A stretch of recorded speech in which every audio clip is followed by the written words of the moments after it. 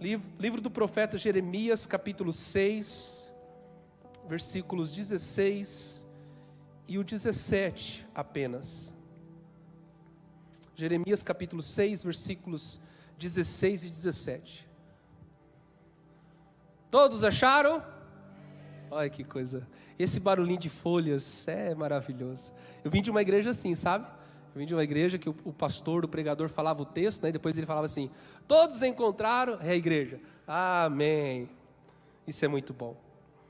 O texto diz assim: assim diz o Senhor: ponde-vos à margem no caminho, e vede, perguntai pelas veredas antigas, qual é o bom caminho? Andai por ela e achareis descanso para a vossa alma. Mas eles dizem: não andaremos. Também pus atalaias sobre vós, dizendo: estai atentos ao som da trombeta. Mas eles também dizem: não escutaremos. Essa palavra que Deus deu ao profeta Jeremias é uma palavra de juízo, como eu falei semana passada. E Deus está falando para o povo: olha, se coloquem novamente nas esquinas e pergunte uns aos outros sobre as veredas antigas. Vocês estão perdidos, vocês perderam o sinal do GPS do céu, vocês estão indo para um caminho de destruição, vocês estão caminhando para um caminho de derrota, mas vocês precisam parar. Ponde-vos à beira do caminho e perguntai pelas veredas antigas, qual é o caminho bom, ou quais os caminhos bons, e andai nele. Voltem, antes que seja tarde demais. E Deus estava, no seu amor, na sua misericórdia, dizendo ao povo de Israel: vocês estão indo para um caminho de destruição. Esses caminhos que vocês escolheram para vocês são caminhos de ruína, de destruição, mas vocês podem voltar. Existem veredas antigas, existem caminhos bons, é só vocês voltarem. Só que aí a Bíblia diz aqui que eles falaram: nós não voltaremos. E aí Deus está dizendo no versículo 17: eu estou enviando os meus atalaias, os meus profetas, os meus servos, eles estão tocando trombetas, eles estão anunciando, eles estão profetizando, declarando a minha palavra, mas vocês estão dizendo: nós não queremos escutar, nós nem queremos voltar pelos caminhos antigos, pelas veredas antigas, nós não queremos saber quais são os caminhos bons que Deus tem para nós, e também nós não queremos ouvir os sons das trombetas, nós não queremos ouvir os atalaias de Deus, os profetas de Deus. E nós estamos, irmãos, trabalhando esse tema. Não é uma série de mensagens, porque na verdade eu entendo que Deus está trazendo essa palavra para nós com esse tema, veredas antigas, voltando aos caminhos bons. Eu entendo que Deus está trazendo esse tema aos nossos corações, porque Ele deseja trazer um alinhamento para mim e para você. Essa palavra tem ministrado primeiramente no meu coração, na minha vida. E Deus está trazendo essa palavra como uma palavra de alinhamento, uma palavra diretiva, é uma palavra profética de Deus para nós, para ajustar a nossa rota, ajustar o nosso caminho, tanto como igreja, mas também como famílias, como pessoas, no coletivo, mas também no individual, para que você também ajuste a sua rota no seu negócio, na sua empresa, na sua profissão, na sua carreira, seja como for. Veredas antigas é para todos nós voltarmos a elas. Nós estamos vivendo em um tempo, irmãos, onde a fé em Cristo está cada vez mais abalada, porque as pessoas, os cristãos, estão relativizando essa fé, gourmetizando essa fé, estão atualizando a fé em Cristo para atender, corresponder os desejos, os anseios do homem pós-moderno. E o homem pós-moderno é um homem que é cheio de anseios. O homem pós-moderno, ele está embebedado, buscando se satisfazer cada vez mais. É um homem insatisfeito, nada mais satisfaz essa sociedade pós-moderna. E muitas vezes nós, a igreja, o povo de Deus, temos trocado o evangelho, nós temos relativizado a verdade, nós temos gourmetizado a fé para corresponder a esses anseios, desvaneios do homem pós-moderno. E é por isso que nós precisamos resgatar valores antigos. Diga assim: eu preciso resgatar valores antigos, veredas antigas. É isso que nós estamos chamando sobre voltar às veredas antigas. Os seguidores de Jesus, na atualidade, eu e você, estamos enfrentando constantemente barreiras de forças culturais, crises internas e externas. Nós estamos sendo levados para uma crise cada vez mais profunda de identidade, uma crise de fé. Nós estamos vendo um crescimento do secularismo entrando na igreja, do mundanismo entrando na igreja. Nós estamos vendo um crescimento cada vez mais da relativização da palavra de Deus. As pessoas não querem mais serem pastoreadas, as pessoas não honram mais os seus mestres, os seus pastores, os seus líderes. As pessoas não querem mais serem discipuladas, as pessoas não querem receber uma palavra de aconselhamento, mas também uma palavra de exortação, de encorajamento e de correção. Porque nós olhamos para a palavra de Deus e olhamos com a nossa ótica humana. E nós absorvemos e entendemos aquilo que queremos, separamos aquilo que vai servir para mim. E é por isso que muitas pessoas estão se esfriando. É por isso que muitas pessoas estão deixando o primeiro amor. E é sobre isso que eu quero falar nessa noite. Semana passada eu disse que nós precisamos voltar à vereda antiga da oração. Se você não esteve aqui, se você não estava em casa assistindo, a palavra está lá no YouTube, volta e assista, porque foi um tempo muito bom para essa igreja. Mas hoje, eu quero falar sobre uma outra vereda antiga, um outro caminho bom que nós precisamos voltar, que é o caminho do amor a Cristo. Porque nós precisamos fazer algumas perguntas. A que ponto que nós chegamos? Para onde nós estamos indo? O que vai acontecer com a minha fé, com a minha vida cristã? O que vai acontecer com a minha família daqui para frente, se eu não tomar uma decisão de voltar às veredas antigas? O que vai acontecer com a igreja? O que vai acontecer com as famílias, com os cristãos, se nós não decidirmos voltar às veredas antigas? Alguns dizem assim: eu sei qual que é a solução para a crise dos cristãos atuais. Eu tenho a solução para a frieza que está alcançando e contagiando a muitos. A solução é uma resposta teológica. A igreja precisa buscar uma resposta teológica, uma resposta doutrinária, que faça frente a estas crises de fé que nós estamos vivendo. Mas deixa eu dizer uma coisa para você, irmãos. Nunca na história da igreja tivemos uma teologia tão acurada. Nunca na história da igreja tivemos tantos treinamentos, recursos teológicos para capacitar os cristãos, para capacitar os santos. Nós nunca na história da igreja tivemos tantos materiais, tantos livros, tantos homens que têm se levantado para nos ensinar. Então não, a resposta que nós precisamos não partirá da teologia. Embora a teologia, o estudo sistemático da palavra é muito importante. Outros dizem assim: eu sei qual que é a resposta, eu sei qual é a solução. A igreja ela tem que ser mais política, ela tem que se envolver em todas as áreas, em todos os meandros da sociedade. A igreja ela tem que ser mais política e ela precisa entrar na política da sociedade.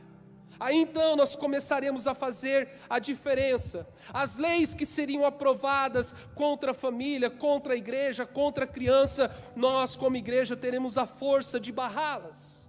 Isso também é importante. A igreja tem que se levantar e se despertar para essa área, tem que se envolver mesmo. Mas deixa eu dizer uma coisa para você, nunca na história da igreja tivemos tanta influência política como agora. Nunca na história da igreja nós tivemos uma influência cultural como agora. As pessoas estão ouvindo as nossas músicas. As pessoas que ainda não conheceram a Cristo, que não entregaram a vida para Cristo, mas na playlist lá do Spotify tem uma seleção gospel. As pessoas estão lendo os nossos livros. Os nossos pastores, nossos mestres estão indo nos podcasts. E isso não é ruim, irmãos, graças a Deus que isso está acontecendo. Mas, mesmo assim, nós estamos vendo que a crise continua, a crise de fé continua. Outros dizem assim, a solução da igreja então é voltar a trabalhar mais duro. A igreja hoje está muito frouxa. A igreja hoje não está trabalhando mais como antigamente. Antigamente que os obreiros trabalhavam, hoje não. Hoje tem que ter salário, tem que ter carro alugado para a igreja. Não, hoje está muito fácil ser obreiro, muito fácil ser pastor. Então tem que ter mais trabalho, a igreja tem que trabalhar mais, a igreja tem que ter mais iniciativa, a igreja tem que ter mais programações. Mas deixa eu dizer uma coisa para você. Nunca na história da igreja, principalmente a igreja brasileira, tivemos mais ministros, mais trabalho, mais programações, mais programas, mais ministérios. Há 20 anos, eu estava deixando a igreja a qual eu havia crescido e amadurecido ali. Eu fiquei 20 anos naquela igrejinha. E eu lembro, irmãos, que só tinha um ministério na igreja. Sabe qual que era? Ministério de louvor. Só. O que tem para mim? O que tem para mim fazer aqui nessa igreja? Ministério de louvor. Hoje nós temos ministério para tudo. Então a igreja nunca trabalhou como antes. Nós temos agenda, nós temos programações. Ontem tivemos aqui o nosso discipulado de homens, e isso tudo é importante, irmãos, e nós vamos continuar nessa pegada. Mas mesmo assim, irmãos, a gente vê que todas essas coisas, por mais que sejam importantes, não tem resolvido o nosso problema. A resposta é apenas uma, e a mais simples do que você possa imaginar. Nós precisamos voltar às veredas antigas. Nós precisamos voltar aos caminhos bons. A resposta é mais simples que eu e você imaginamos. Nós como igreja, você, tá? Cada um de nós precisamos voltar a essas veredas antigas. Nós precisamos reaprender a ser crente. Diga a pessoa que está com você e fala assim, a gente precisa reaprender a ser crente. Não, irmãos, eu não estou falando aqui, irmãos, que a gente vai agora voltar com a mentalidade de 50 anos. Não é isso que eu estou falando, irmãos. Eu não estou falando aqui sobre saudosismo. Eu não estou falando aqui, irmãos, de tentar copiar, restaurar, ressurgir, ressuscitar algumas coisas que a igreja de 50, 100 anos atrás viveu no tempo dela. Não é isso que eu estou falando, mas eu estou falando de princípios que eles viveram, a igreja primitiva viveu e que nós precisamos restaurar nos nossos dias. E semana passada eu falei sobre oração. Irmãos, ninguém ora mais.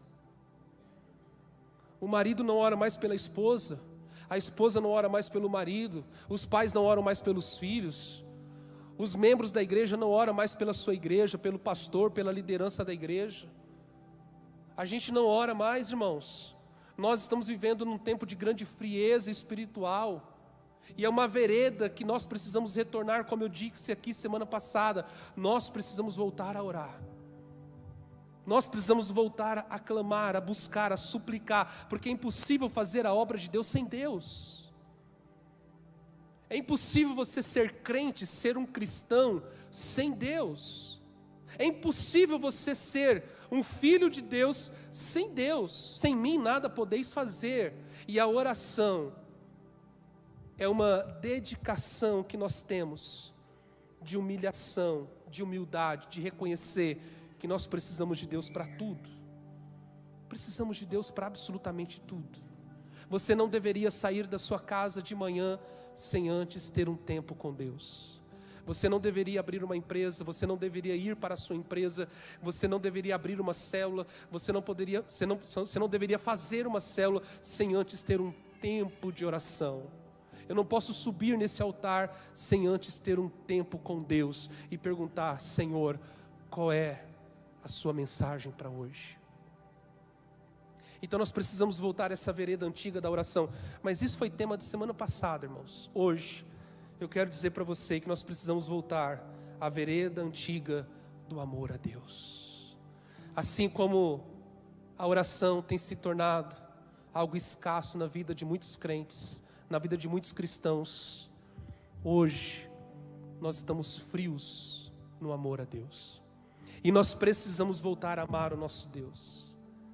Eu quero começar lendo com vocês. Começar é só uma força de expressão, tá, irmãos? A palavra não vai começar agora não, fica tranquilo, tá? Vamos terminar no horário, espero eu. Apocalipse 2, um texto que a gente conhece bastante, né? Apocalipse 2, versículo 1 a 5. Abra sua Bíblia, folhas virando, quero ouvir. Apocalipse está fácil, né, irmão? É o último livro da Bíblia. Se você não sabia que o Apocalipse era o último livro da Bíblia, irmãos, você pode voltar para a salinha ali das crianças. Só bater lá na porta das crianças: Dora, deixa eu entrar porque eu preciso. Esse texto de Apocalipse, do versículo 1 ao 5, vai falar sobre a igreja de Éfeso. Aqui o Apocalipse, ele começa nos contando a história de 7 igrejas. E a igreja de Éfeso é uma delas. Então, essa carta, essas palavras que estão aqui, foi o próprio Jesus quem disse sobre essa igreja. É uma carta que foi enviada ao pastor da igreja, a essa igreja de Éfeso. Então é o próprio Jesus falando dessa igreja. Então começa assim no versículo 1: Ao anjo da igreja de Éfeso, em Éfeso, escreve: Estas coisas diz aquele que conserva na mão direita as 7 estrelas que anda no meio dos 7 candeeiros de ouro. Conheço as tuas obras, tanto o teu labor como a tua perseverança, e que não podes suportar homens maus, e que puseste à prova os que a si mesmos se declaram apóstolos e não são, e o achastes mentirosos, e tendes perseverança, e suportaste provas por causa do meu nome, e não deixastes esmorecer. Até aqui, irmãos, se a gente ler até aqui, a gente vai falar assim: uau, poxa vida, eu queria que essa igreja fosse a minha. Eu queria fazer parte dessa igreja. Que igreja maravilhosa é essa? Uma igreja perseverante, uma igreja que tem muitas obras, que tem muito trabalho, uma igreja que não se esmurece, uma igreja que coloca os homens maus à prova. Eu queria ser dessa igreja. Só que aí, no verso 4, no versículo 4, vai dizer assim: Tenho, porém, contra ti que abandonaste o teu primeiro amor. Tenho, porém, contra ti que abandonaste o teu primeiro amor. Aí vai o conselho de Deus para essa igreja e para nós hoje. Lembra-te, pois, de onde caíste, arrependa-te e volta à prática das primeiras obras. Senão eu venho a ti e removerei o seu lugar, o teu candeeiro, caso não te arrependas. Esse é o texto mais famoso que nós encontramos sobre abandonar o amor, se esfriar no amor. Essa igreja, ela era muito dedicada. Era uma igreja que tinha suas obrigações, os seus ministérios. Era uma igreja que chamamos de igreja ativa, uma igreja performática, uma igreja realmente que estava avançando. Só que o problema dessa igreja é que tinha algo que era muito preocupante. E aquilo que havia, que preocupava e que colocava tudo a perder, é que aquele povo, aqueles crentes, aqueles irmãos, estavam abandonando o primeiro amor. E a orientação de Jesus para essa igreja foi o seguinte: você tem que se lembrar de onde você caiu, e você tem que se arrepender. Então presta atenção, irmãos, quando nós abandonamos o primeiro amor, isso na ótica de Deus é pecado, é uma queda. Deixa eu repetir isso para você entender. Quando nós estamos abandonando o nosso primeiro amor, nos esfriando no primeiro amor, isso para Deus é uma queda, é um pecado. Por isso que ele diz assim: lembra-te de onde você caiu e te arrepende. Então nós estamos falando de algo, irmãos, que atinge em cheio a nossa vida espiritual. E vida espiritual não é a quantidade de dias que você vem na igreja. Vida espiritual é o seu relacionamento, é a sua conexão com Deus. E Jesus está dizendo, é preciso se arrepender. A gente tem dois entendimentos desse texto. O primeiro deles é que primeiro amor, porque você vai encontrar essas duas expressões, primeiro amor e primeiras obras. Diga assim comigo: primeiro amor e primeiras obras. Diga mais uma vez: primeiro amor e primeiras obras. Então essa igreja estava abandonando o primeiro amor. Aí Deus diz: lembra-te de onde você caiu, arrepende-se e volte a praticar as primeiras obras. Então aquelas obras que nós lemos aqui, que eles estavam praticando, agenda tumultuada, muita coisa que eles estavam fazendo, aquele ativismo que eles estavam vivendo, não eram as primeiras obras. Porque quem abandona o primeiro amor, não pratica mais as primeiras obras. A gente não vai ter tempo, irmãos, porque só aqui daria uma outra pregação. Talvez eu traga uma pregação só sobre essas duas palavras, esses dois entendimentos que nós encontramos aqui, primeiro amor e primeiras obras. Mas primeiro amor, rapidamente para você entender, refere-se ao amor inicial, aquele amor fervoroso que nós tínhamos por Deus, aquela dedicação que nós tínhamos pelo nosso Deus, a dedicação pelo Evangelho, a dedicação pela igreja, o amor ao Espírito Santo. Primeiro amor se refere ao quanto nós amávamos a Deus, o quanto éramos apaixonados pelo Senhor, o quanto que nós ansiávamos pela presença de Deus. Primeiro amor se refere a esse amor fervoroso, a esse amor inicial. E quando nós abandonamos esse primeiro amor, a gente pode até ter um monte de obras, mas não são mais as primeiras obras. Porque quando nós abandonamos o primeiro amor, a gente deixa de praticar as primeiras obras. Diga assim: quando eu abandono o primeiro amor, eu deixo de praticar as primeiras obras.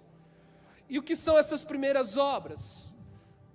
Que Jesus mesmo está dizendo para a igreja: lembra-te de onde caíste, arrependa-te e volte a praticar as primeiras obras. As primeiras obras são aquelas ações que caracterizavam as obras da igreja no início da sua jornada. São aquelas obras marcadas pelo zelo, pela dedicação, pelo temor a Cristo, pelo um serviço incondicional, aquelas obras que nós fazíamos sem buscar reconhecimento, aquelas obras que nós fazíamos por amor, por entrega, aquelas primeiras obras que nós fazíamos a Deus e pela sua igreja, porque é impossível amar a Deus e não amar a sua igreja, é impossível servir a Deus sem servir a sua igreja. É impossível ministrar a Deus e não ministrar uns aos outros. Isso não é vida cristã. É por isso que tem muita gente se esfriando e se afastando, porque pensam mesmo que podem ministrar a Deus sem ministrar uns aos outros. E isso é mentira de Satanás, que tem cegado e que tem afastado muitas pessoas da presença de Deus, porque deixaram de praticar as primeiras obras. Toda vez que nós nos esfriamos no primeiro amor, nós vamos deixar de praticar as primeiras obras. Isso é uma marca de um cristão, de um crente, de um pastor, de uma igreja que abandonou o primeiro amor.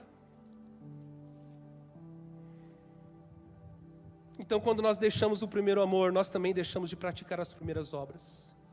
Nós podemos até fazer muitas coisas na igreja, mas sabe, aquele peso. É para agradar o homem, é para agradar o pastor, é para agradar o líder. É por isso que nos últimos 20, 30 anos da igreja foram surgindo sistemas de pirâmide, sabe, de liderança. Foram surgindo esquemas de crescimento, esquemas de avanço, de multiplicação da igreja. Por isso que ao longo dos anos, identificaram-se um esfriamento no amor, mas para a igreja não parar, para o povo continuar servindo, então foram criando-se esquemas para que as pessoas pudessem servir, não mais por causa do primeiro amor, não mais porque amavam a Jesus, mas porque queriam alcançar uma posição. Queria alcançar um status, um reconhecimento, queriam ser importantes diante dos homens. É por isso que nós já temos algum tempo que nós abandonamos todos esses esquemas de crescimento de igreja. Tem gente que não gostou e saiu. É por isso que tem um tempo que nós já estamos voltando a veredas antigas e abandonamos algumas estratégias que no fundo, não tem nada a ver com as primeiras obras, mas tem a ver com a ambição, tem a ver com uma vontade de crescer por crescer simplesmente. Por isso que nós estamos abandonando alguns caminhos que a gente entendeu que não nos levaria para um crescimento, para uma igreja saudável, e nós estamos voltando a veredas antigas. Essa semana é semana de oração. Está começando, irmãos. Dá trabalho. Não é fácil a gente voltar às veredas antigas. Não é fácil a gente ensinar o povo, contagiar e influenciar o povo a ser um crente à moda antiga, a ser um cristão que ora, que ama a Deus sobre todas as coisas. Irmãos, quando uma igreja ama a Deus, não se esfriou no seu primeiro amor, toda obra que será feita com muito zelo, com muita dedicação, com muito amor, com muita entrega. É isso que nós precisamos voltar, irmãos. A gente precisa voltar a esse lugar. Talvez você deve estar se perguntando, mas Jesus não conhecia o trabalho daquela igreja? Não conhecia as obras daquela igreja? Jesus mesmo disse aqui que eles eram perseverantes, que eles não se esmoreciam. E como assim eles deixaram as primeiras obras, abandonaram o primeiro amor? Pois é, para a gente entender melhor isso, nós precisamos olhar para uma outra história. A Bíblia, ela explica a própria Bíblia. Diga assim: a Bíblia explica a própria Bíblia. Eu tenho uma Bíblia desse tamanho lá em casa, ela é bem grossa. É 2 Bíblias em uma só. E essa Bíblia é da Central Gospel, é uma Bíblia muito antiga. É uma Bíblia de estudo. E o nome da Bíblia é assim, ó, Temas em Concordância. Ou seja, você pega qualquer tema da Bíblia e ele vai concordar com os outros temas, com os outros assuntos. Fizeram referências cruzadas. Tudo para a gente entender essa verdade. A Bíblia não falha.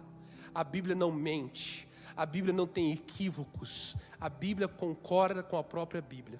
Então, se a gente olhar para uma outra história, para Marta de Betânia, que está em Lucas capítulo 10, versículos 38 a 42, nós vamos conseguir responder o porquê que aquela igreja tinha muitas obras. O porquê que aquela igreja estava muito atarefada. O porquê que aquela igreja tinha sim qualidades boas, mas Jesus disse para ela: vocês estão abandonando o seu primeiro amor. Vocês têm que se arrepender desse pecado. E vocês têm que voltar às práticas das primeiras obras. Se a gente observar essa história em Lucas capítulo 10, versículos 38 a 42, vocês estão comigo? Diga amém. A partir do versículo 38. Indo eles de caminho, entrou Jesus num povoado, Betânia. E certa mulher, chamada Marta, hospedou-se na sua casa. Irmãos, como que é bom hospedar Jesus em casa? É ou não é? Mas do que adianta hospedar Jesus em casa e não ter tempo com Ele? Tem gente que fala assim: oh Jesus, entra na minha vida. Eu te quero na minha família, eu te quero na minha empresa, eu te quero, Deus, eu quero que o Senhor entre na minha casa. Tá, mas do que adianta ter Jesus em casa e não parar para ouvi-lo? O que adianta ter Jesus em casa e não ter intimidade, relacionamento com Ele? E essa mulher, eu acho, irmãos, a Bíblia é muito poderosa, porque quem poderia ter hospedado Jesus aqui, poderia ser a Maria, mas foi justamente a Marta. Ela hospeda Jesus, mas ela tem uma atitude reprovável diante de Jesus. Aí o texto continua dizendo, no versículo 39, que ela tinha uma irmã. Esse não é o nosso problema, irmãos. O nosso problema sempre são os irmãos. O problema dos irmãos de Davi é que ele tinha Davi como irmão. O problema do irmão mais velho do filho pródigo é que ele era irmão do filho pródigo. O problema de José, o problema dos irmãos de José é que eles tinham José como irmão. O problema daquela casa é que tinha uma Maria lá, irmãos. Porque se não tivesse Maria, a gente ia olhar aqui para Marta e falar: temos que ser como Marta? Precisamos hospedar Jesus em nossas casas? Mas o problema é que tinha Maria, irmãos. Ela tinha uma irmã chamada Maria, e esta quedava-se assentada aos pés do Senhor, e ouvia-lhe os ensinamentos. Maria, ela se aquietou aos pés de Jesus. Quem hospeda? Marta. Mas quem desfruta? Maria. Quem hospeda? Marta. Mas quem ouve? Maria. Vamos fazer um paralelo aqui? Hospedar Jesus é receber salvação. E todos nós aqui, um dia, hospedamos Jesus. Eu tenho certeza, irmãos, a gente pode fazer uma oração no final. Se você ainda não hospedou Jesus na sua casa, você pode vir aqui à frente, entregar sua vida para Ele, e Ele vai entrar na sua casa. Hospedar Jesus diz respeito à salvação. Você já é um salvo, você tem Jesus, você vai para o céu. Mas uma coisa é só hospedar Jesus, outra coisa é começar a ouvir a Jesus. Uma outra coisa é ficar aos pés de Jesus. E é essa vereda que você tem que voltar, meu irmão. É esse caminho que você tem que voltar. Sabe quais são os problemas da igreja hoje? É que ela saiu dos pés de Jesus. O problema da igreja é que nós deixamos esse lugar. E por que deixamos? A história nos conta. Marta estava agitada, de um lado para o outro, ocupada em muitos serviços, irmãos. A igreja de Éfeso tinha muito serviço, tinha muito trabalho, tinha muito labor. Mas existem serviços que não tem nada a ver com as primeiras obras. Existem coisas que você faz para Deus que Deus nunca te pediu para fazer. Existem trabalhos, serviços que nós fazemos para Deus que não tem nada a ver com as primeiras obras. E a Bíblia diz que Marta, ela estava agitada de um lado para o outro, ocupada em muitos serviços. Agora veja bem, irmãos, até aqui eu não vejo tanto problema, sabe? Tem gente que quer ser Marta mesmo, amém. Tem gente que, sei lá, eu vou dizer uma coisa aqui meio estranha, mas tem gente que parece que nasceu para ser Marta. Tem gente que o perfil é esse. E eu não tenho crise com as Martas e com os Martos. O problema, irmãos, está aqui no final do versículo 40, quando ela se aproxima para Jesus e diz assim: não te importas de que minha irmã tenha deixado que eu fique a servir sozinha? Ordena-lhe, pois, que venha me ajudar. O meu problema é quando as Martas e os Martos começam a colocar sobre Jesus as suas frustrações. Por isso tem gente que sai da igreja. Tem muita gente que sai da igreja exatamente por causa disso. Porque começa a colocar sobre Jesus, sobre a igreja, as suas frustrações. Não te importas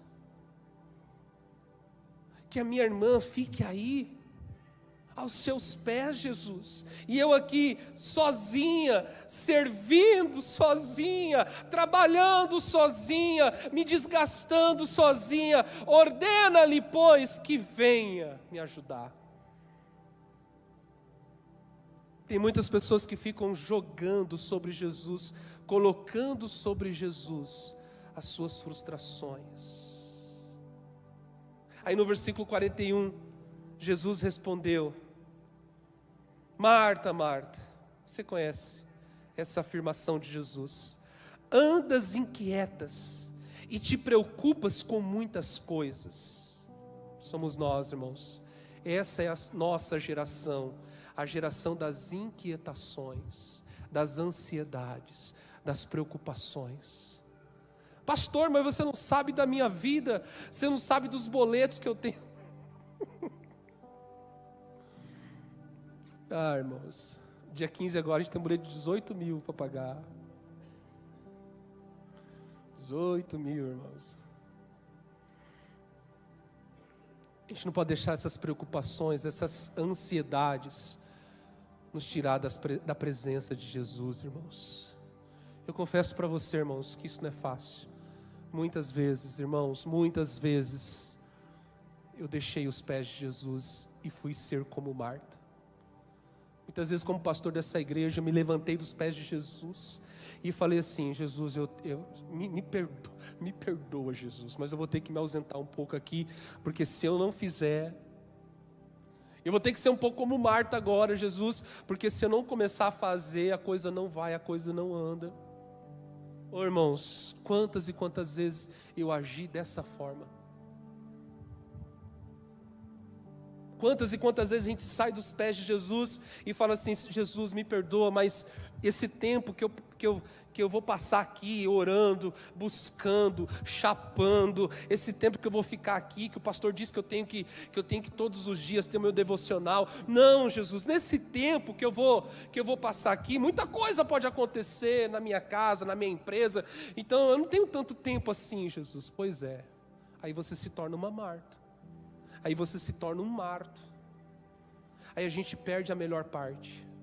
Porque Jesus vai dizer assim para Marta: você anda inquietas e te preocupas com muitas coisas. Entretanto, pouco é necessário.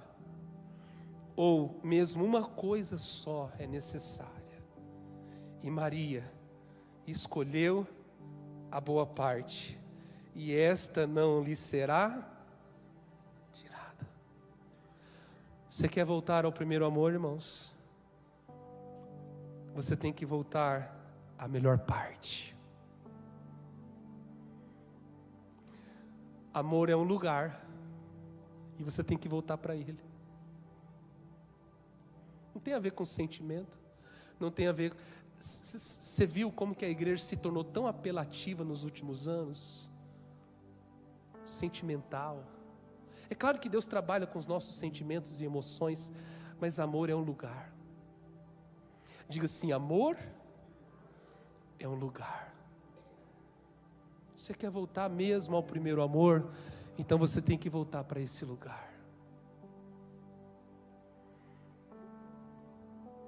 Voltar ao primeiro amor, irmãos,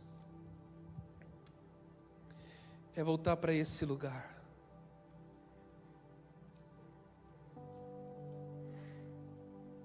Há uma boa parte. Há um primeiro mandamento. Deuteronômio, isso a gente vai falar já semana que vem. A gente está encerrando aqui hoje. E eu já vou preparar o território para a semana que vem. Para a gente entender um pouquinho mais sobre como nós podemos voltar a esse primeiro amor.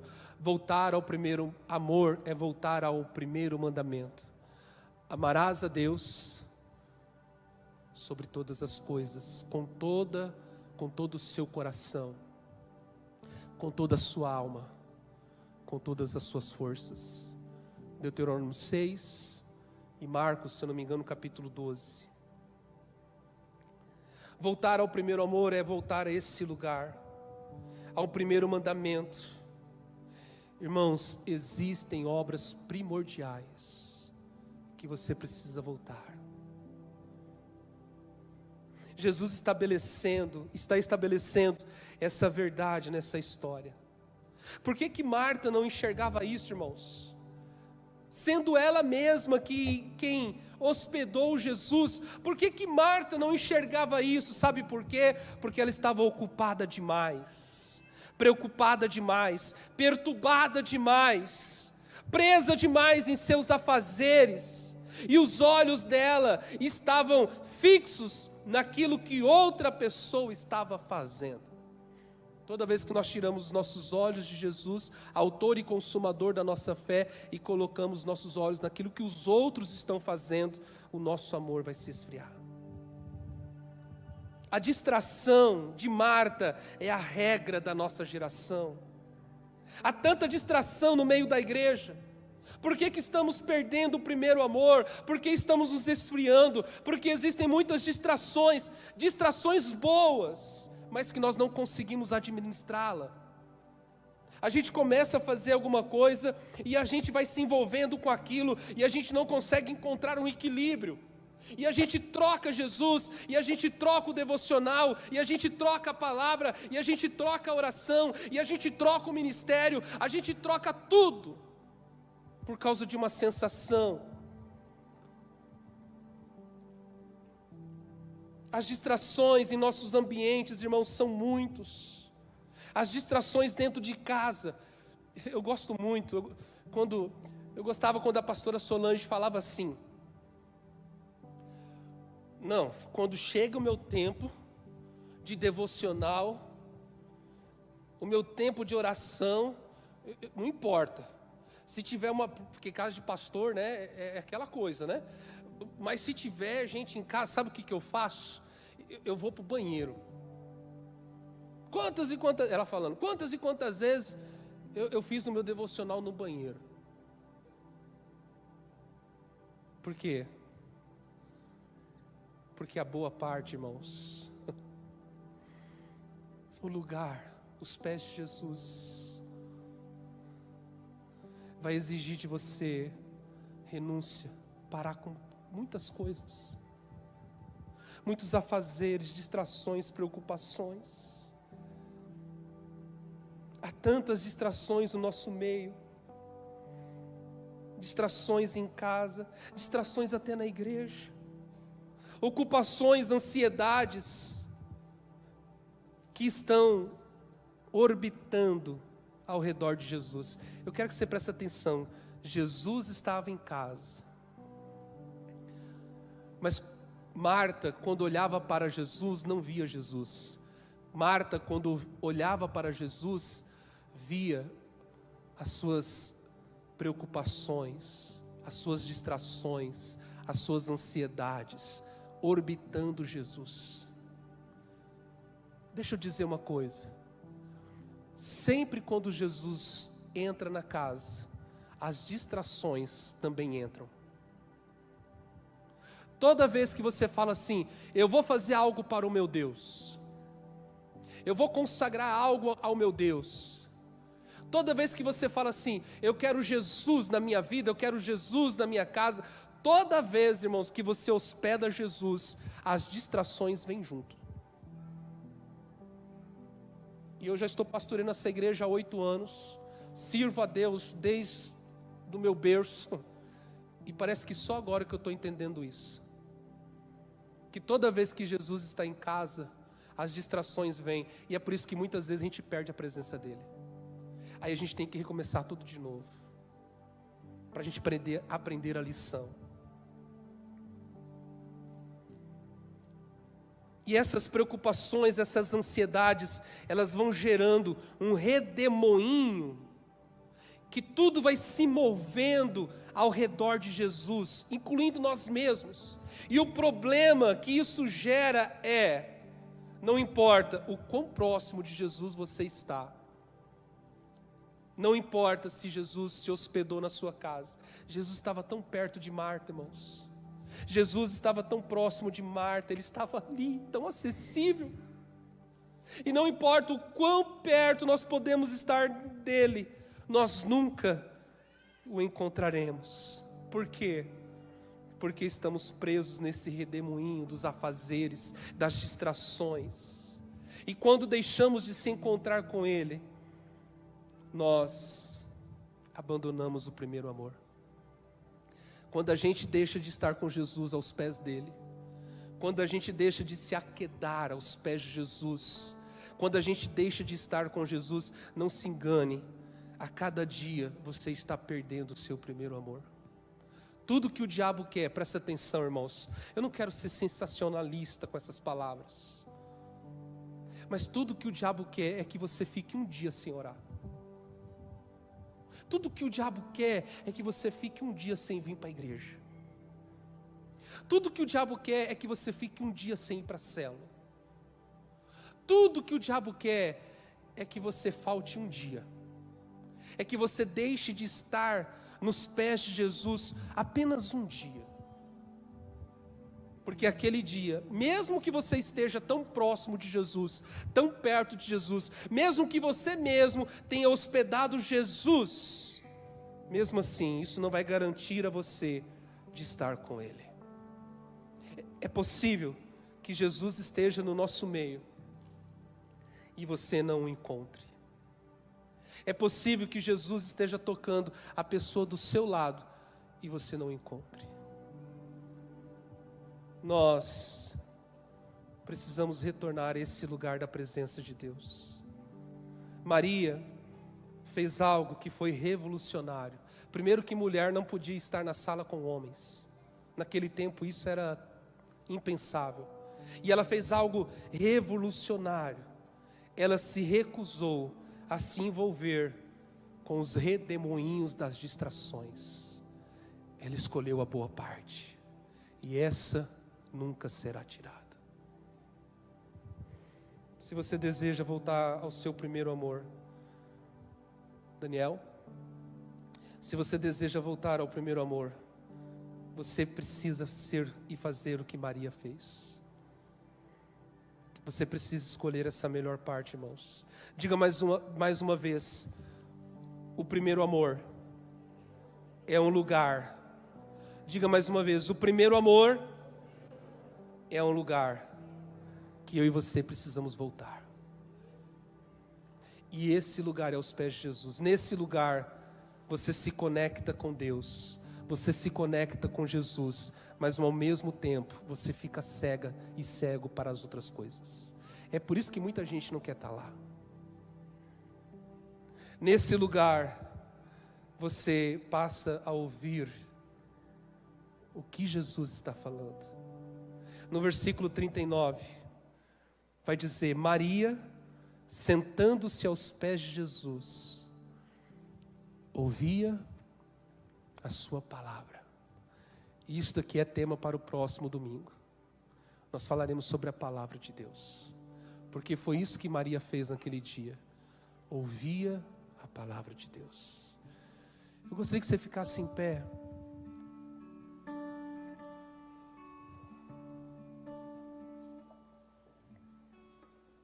Arabaçu de carabaixo, rabás.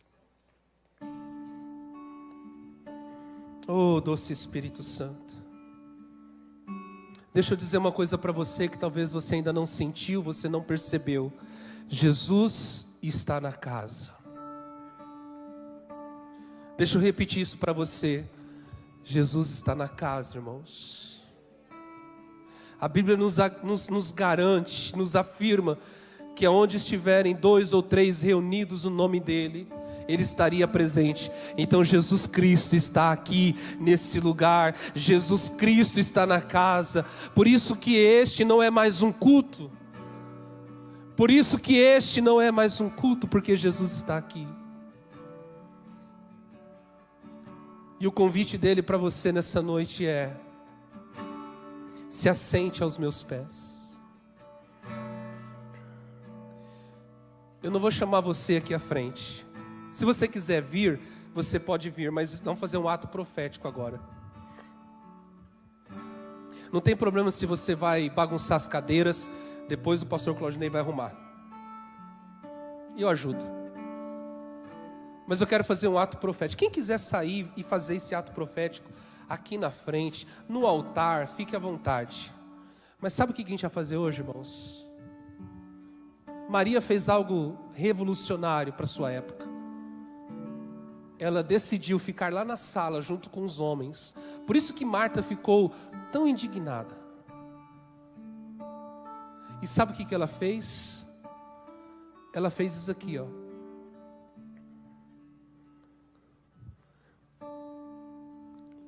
Ela se assentou. Eu sei que tem gente que não vai conseguir se assentar, talvez por causa da idade, por causa de alguma enfermidade. Mas o Daniel vai nos ministrar uma canção agora. E profeticamente, nós vamos fazer o que Maria fez. Nós vamos nos assentar. Você pode fazer isso no corredor, não precisa ficar com vergonha, tá, irmãos?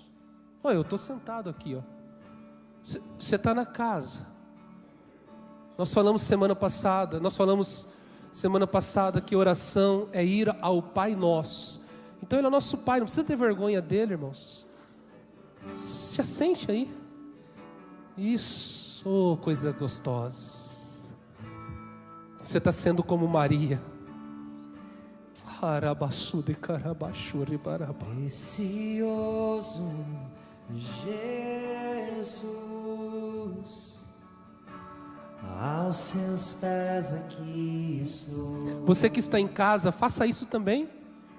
Saia do seu sofá agora, da sua cadeira, e se assente aí no chão da sua casa.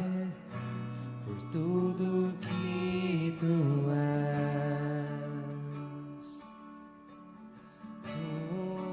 tudo que tenho eu derramo aos seus pés. Isso, deixa as suas preocupações. Não importa quanto custou. Lance sobre Ele suas preocupações, suas ansiedades, porque Ele tem cuidado de vós. Quando Ele está na casa, você só tem que desfrutar da presença dEle. Encontrei o meu tesouro. Eu encontrei o bem mais precioso. Arabassure barabarabassure barabaraba. Encontrei o meu Chorobassure basire baraba. Chire barabassure baraba. bem mais precioso. Agora você vai orar. Você vai dizer para Jesus: Jesus, eu quero estar aos teus pés. Eu quero me assentar aos seus pés. Eu quero me aquietar na tua presença. E hoje aqui nesse culto é apenas um ato profético daquilo que eu vou fazer durante a semana e pelo resto dos meus dias.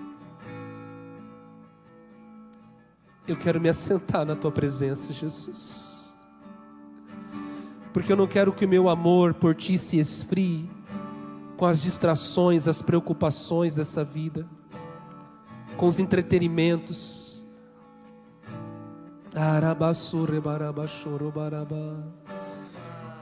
Oh Jesus, nós estamos aqui, Deus, sentados na tua presença. Queremos escolher a boa parte. Nunca será tirada como Maria, que está aos seus pés e dissestes a ela: essa é a boa parte. Nunca será tirada como Maria, que está aos seus pés e dissestes a ela: essa é a boa parte.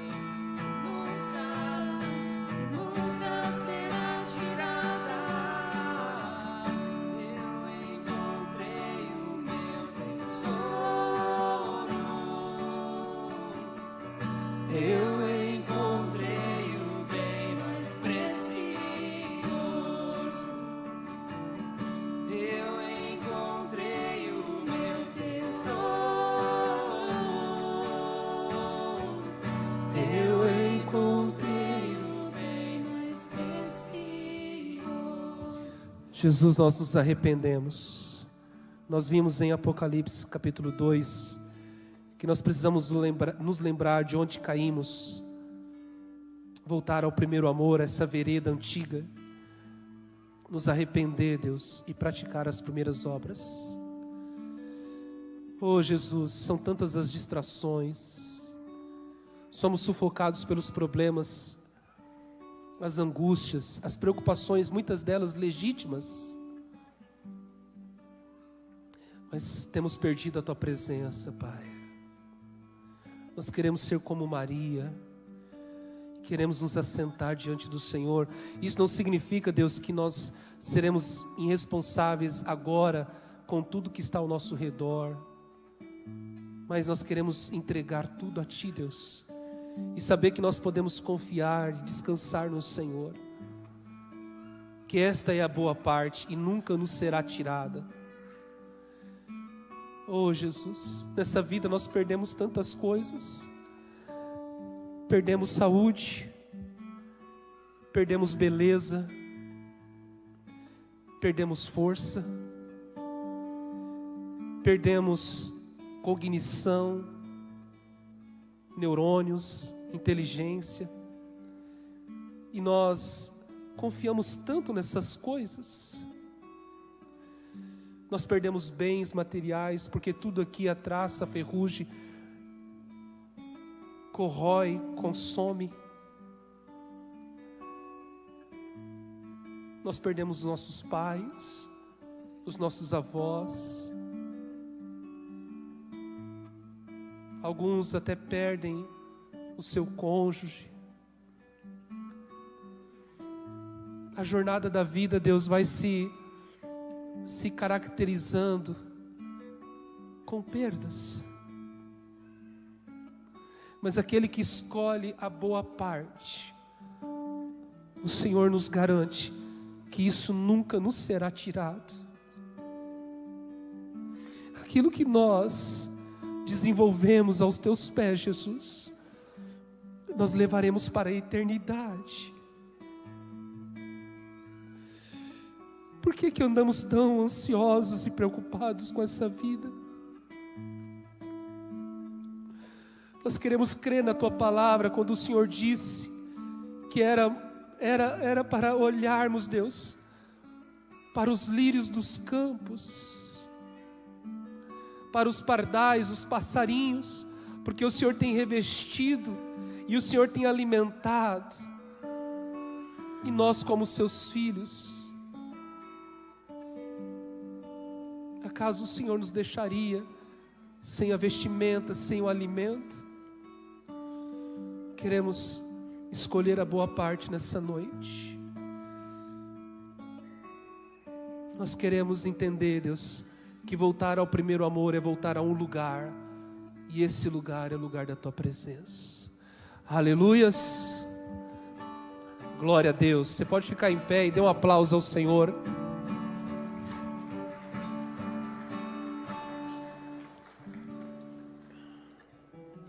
Ajuda esse irmão, essa irmã travada aí do seu lado a se levantar. Recadinho para os pais. Fiquem aqui um pouquinho que o Ministério Infantil vai entregar uma lembrancinha para vocês. Recado para as mulheres.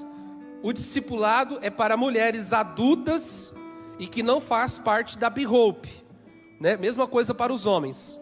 Mulheres casadas, solteiras acima de 30 anos, divorciadas ou viúvas, tá bom? Fiquem um pouquinho aqui os pais, que a gente vai ter uma lembrancinha para vocês. Que Deus abençoe grandemente, meus queridos.